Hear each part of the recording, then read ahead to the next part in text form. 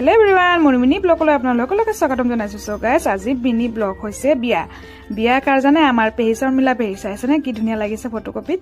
এনেকৈ যেনেকৈ হাঁহি আছে তেনেকৈ যুগ্ম জীৱন আৰম্ভণি যেনেকৈ হৈছে তেনেকৈ সদায় যেন পেহী হাঁহি থাকক। তো এইফালে LCD লগাই থৈছিলে। মই প্ৰথমবাৰ LCD লগোৱা এনেকৈ বিয়া খাবলৈ গ'লোঁ, যিটো নেকি মোক বহুত ভাল লাগিলে চাই।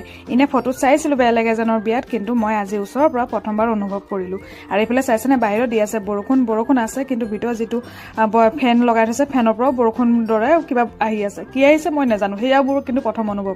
এইফালে আছে মাজতে মাৰোৱা বহুত ধুনীয়া সজাইছিলে।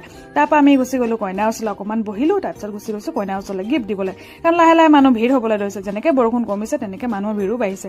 আমি কইনাক গিফ্ট দি গুচি গ'লোঁ কফি শ্বপ ফালে। কিন্তু কফি মই নাখাওঁ, কাৰণ মই আছোঁ ডায়েটৰ লগত ফাইট কৰি। তো মই সেইকাৰণে কফি নাখাওঁ, কফি খাব হাজবেণ্ডে। তো মই কফি এনেও বহুতেই ভাল পাওঁ। তো ভাত খাবলৈ গৈ আছোঁ। তো এয়া দেখিছেনে মোৰ লুক। তো যিটো কেটাৰিং কৰি আছে, কেটাৰিং বাইদেউ কেইগৰাকী কিন্তু বহুত ধুনীয়া লাগিছে। সকলোৱে ধুনীয়াকৈ নিজৰ ড্ৰেছত আছে, আৰু কিবা সৃষ্টি নাম আছিলে, মই ইমান ভালকৈ নাজানো। এয়া দেখিছেনে মোৰ ডায়েটৰ ভাত, দালি ভাতে আৰু নেমু এইখিনিয়ে খাইছোঁ মই। বাকী যিখিনি হাজবেণ্ডসকলে খাইছে, মই মাছ মাংস খোৱা নাই। বাৰু মোৰ মিনি ব্লগ